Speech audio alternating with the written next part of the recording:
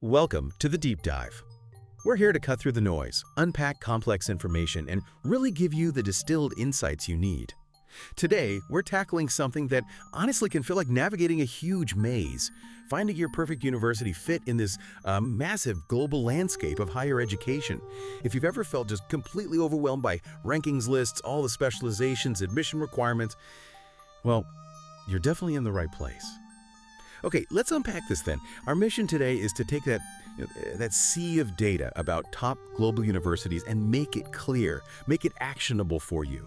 We want to strip away the confusion, shine a light on what really matters, and help you see a strategic path forward. Whether you're just starting to dream big or maybe you're already deep in the application process, we'll look at who's really at the top, what makes them tick their academic personalities, if you will. And crucially, what are the real hurdles for getting in, and yeah, what's it all going to cost? Yeah, and what's fascinating here, I think, is how these university rankings, like the ones we'll touch on, they offer a snapshot. It's a very high-level picture of where institutions stand.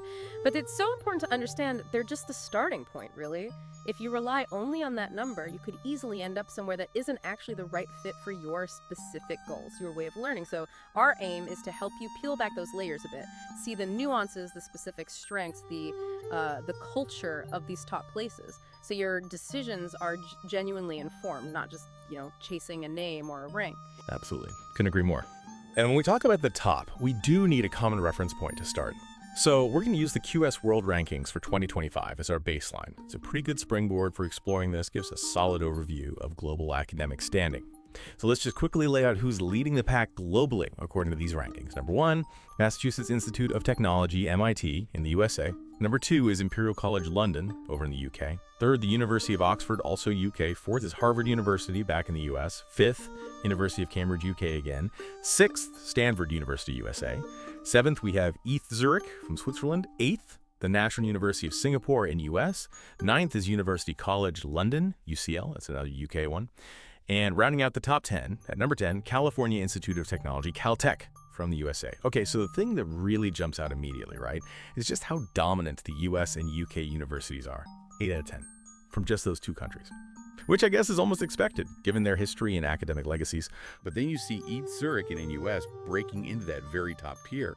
What's that telling us about how things are changing globally? That's a really crucial observation. It points to a few things going on. I mean, if we connect this to the bigger picture, yeah, the US and UK dominance is partly legacy, centuries of it. But it's more than just history. It's also about, frankly, massive endowments funding incredible research. It's about aggressively recruiting global talent, and often this culture of academic freedom that really pushes innovation. They attract the best, give them the resources. But seeing institutions like ETH Zurich and NUS crash that party, so to speak, is hugely significant. It really signals a shift. These places often benefit from very targeted national investment in specific areas. Think, advanced engineering in Switzerland or AI and biotech in Singapore. They're often built with a more modern, interdisciplinary focus, maybe stronger government backing, tighter industry links, and that lets them, punch above their traditional weight and compete right at the top. It shows excellence isn't just confined to the old guard anymore. That's a great way to put it, punching above their weight. Yeah. And it leads perfectly into the next point. Building on that idea of finding the right fit.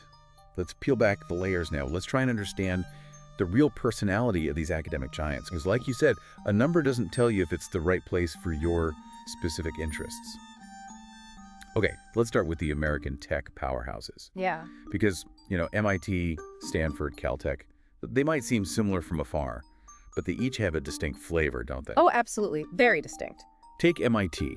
It has this almost legendary status in computer science, AI, data science, engineering, management too. Their whole thing is mind in hand, right? Very hands-on.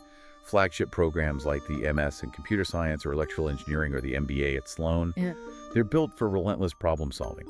Theory meets application instantly, often feeds straight into startups. Exactly. It's that immediate translation of idea into action. Then you've got Stanford right there in Silicon Valley, right? Also a powerhouse in CS, AI, business.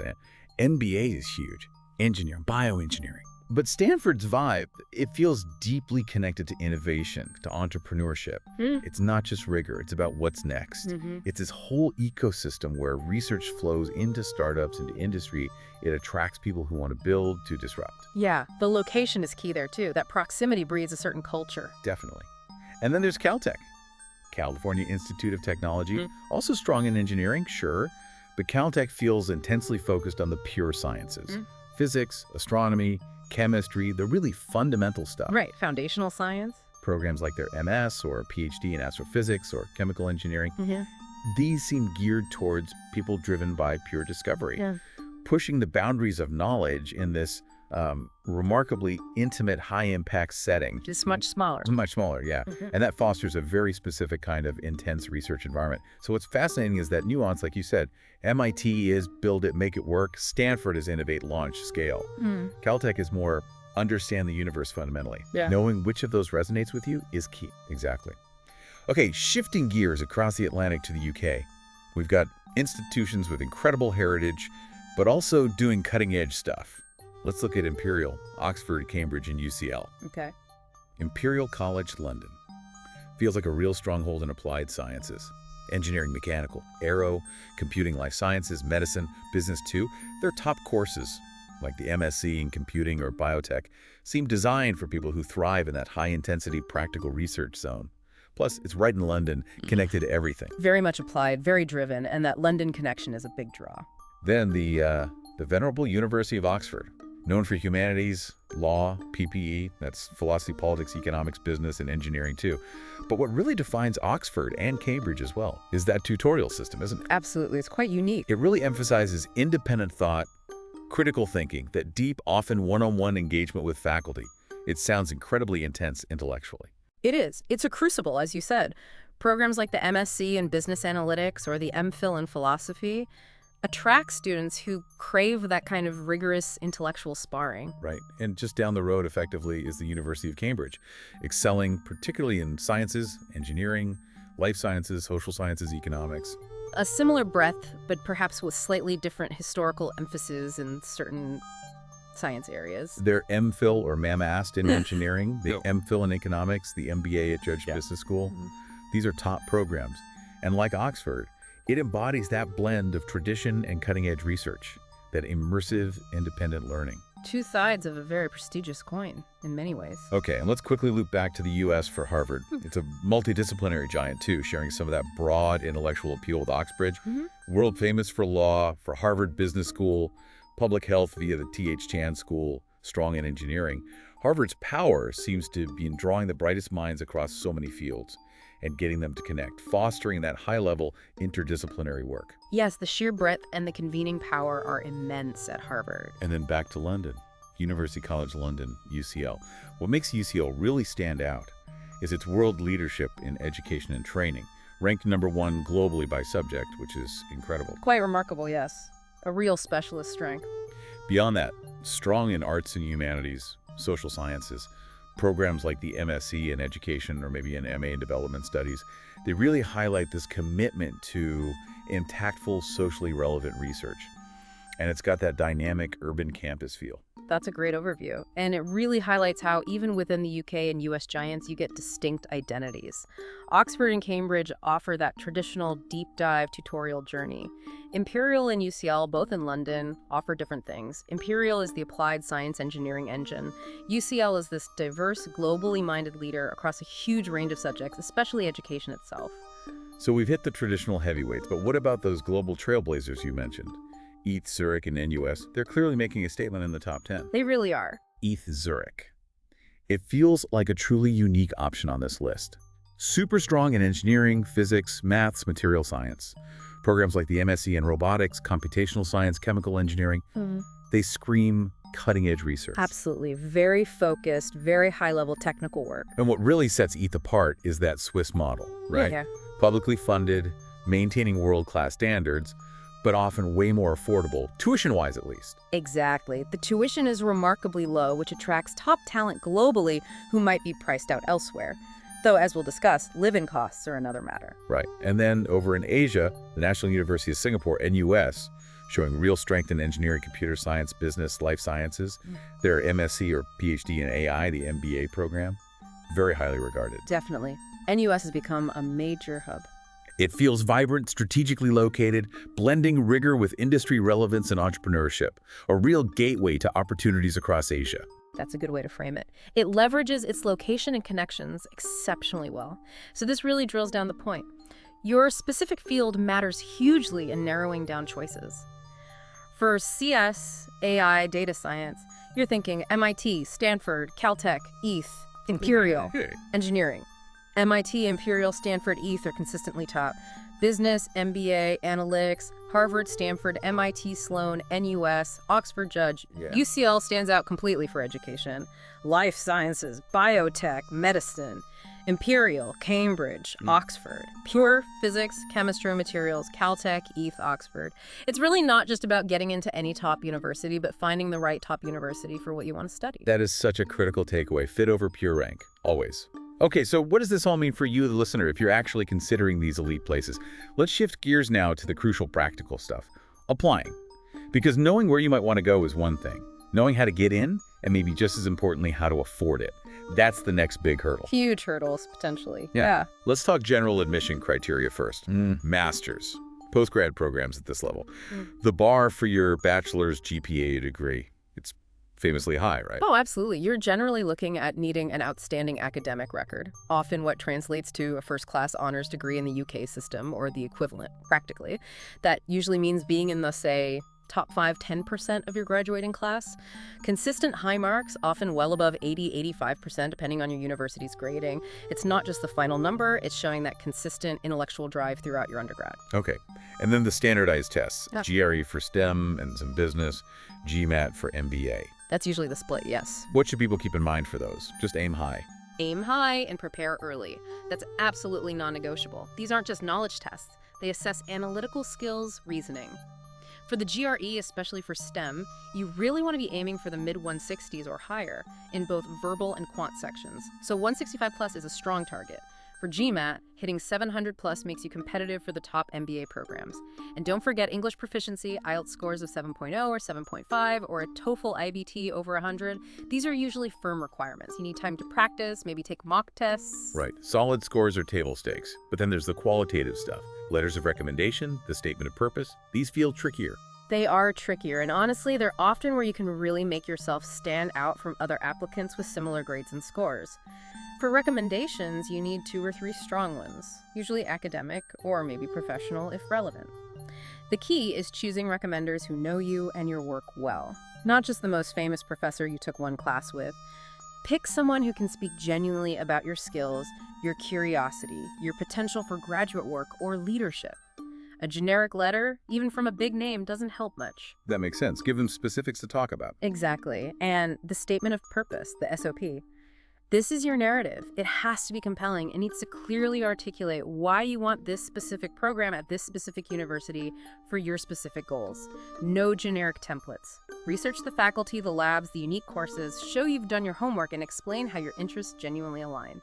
And definitely highlight relevant research or work experience, especially for PhDs and MBAs. Show your impact. Show your passion. Don't just list things. That's really helpful advice. Okay, let's tackle the big one for many people, especially international students.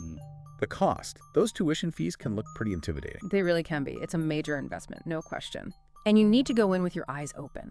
So for the US schools, we mentioned MIT, Harvard, Stanford, Caltech. You're generally looking at tuition around, say, $50,000 to $70,000 US dollars per year. Wow. Yeah. In Indian rupees, that's roughly 40 to 60 lakhs per year, and that's just tuition. Living costs on top. Easily another maybe 17 to 28 lakhs per year, depending heavily on the city. Boston, California, they're not cheap places to live. Okay, what about the UK? Imperial, Oxford, Cambridge, UCL. In the UK, overseas postgraduate tuition, it varies, but often in the range of £25,000 to £55,000 per year. So that translates to about 27 to euro 60 lakhs per year. Again, substantial. And living costs, especially in London, add a fair bit. Maybe budget around £12,000 to £15,000 a year on top of tuition. So still very significant figures. Very. But now that interesting outlier, ETH, Zurich. Right, the affordable one. Well, affordable tuition-wise, yes. It's remarkably low, often around CHF 1,000 Swiss francs per year, which is like under Euro lakh, thanks to Swiss government funding. However, Switzerland is famously expensive to live in, so your living costs could easily be 18,000 to 20,000 euro per year. That's around 16 to 17 lakhs. So while the tuition saving is huge, the overall annual cost is still considerable, just something to balance. Good point. Not negligible overall. And NUS in Singapore. NUS international graduate fees are typically in the S30,000 to 70,000 Singapore dollars range per year, about 18 to 24 lakhs. Singapore also has a relatively high cost of living, maybe add another S10,000, S15,000 for that. So yeah, you can see the massive difference in tuition at ETH, but living costs everywhere are a big factor to plan for. Those numbers definitely put it all into perspective. It's a huge financial commitment for most families, but, don't let that sticker shock be the absolute end of the dream. There are ways to navigate this. So let's offer some actionable tips, especially thinking about applicants from India based on everything we've just discussed. First, like you stressed, prepare for GregMat and English tests like IELTS TOEFL early. Aim for those high scores. Crucial. Get them done well in advance. Second, make sure that bachelor's grade is truly equivalent to a first-class honors. That academic foundation is key. Non-negotiable, really. Third, approach potential recommenders early. Give them your resume, your SOP draft, maybe highlight things you hope they'll mention, and tailor that SOP for every single application. Yes. Personalize, personalize, personalize. Fourth, and this is vital for costs, Yeah. actively hunt for scholarships and assistantships. Don't just assume they don't exist or you won't get them. Absolutely. PhD programs, especially in STEM, often come with full funding tuition waivers plus a stipend from TA or RA work. For masters, look for merit scholarships from the university, external awards from trusts or governments, industry funding. Dig deep. It takes effort. It really does. And finally, number 5, research visa requirements early too. Alongside your applications, know about the I-20 for the US, the Tier 4 for the UK, Ts for Singapore, whatever applies. Yeah. Getting delayed by visa paperwork after you've got an offer is heartbreaking. So true. Plan the logistics alongside the academics and finances. It's all part of the package. So just to quickly recap our deep dive today, we've seen how MIT, Stanford, Imperial are real powerhouses in STEM and tech, but each with its own flavor. Harvard, Oxford, Cambridge lead across many fields, law, business, humanities, offering these unique, often intense learning environments. UCL really stands out globally for education and training, plus its broad strengths. ETH Zurich offers that amazing combo of affordable tuition and world-class science engineering, though with high living costs. And NUS in Singapore blends STEM and business excellence in a really dynamic Asian context. Understanding these specific strengths, plus the practical side, eligibility, applications, costs that really empowers you to make smarter choices for your future. What an incredible tour through the world's top universities. Hopefully this gives you a much clearer picture. Take these insights, let them guide your research, your planning, your applications. Think about how this shapes your next steps. You've got a clearer roadmap now. All the best. We will meet again with another important subject in the next meeting.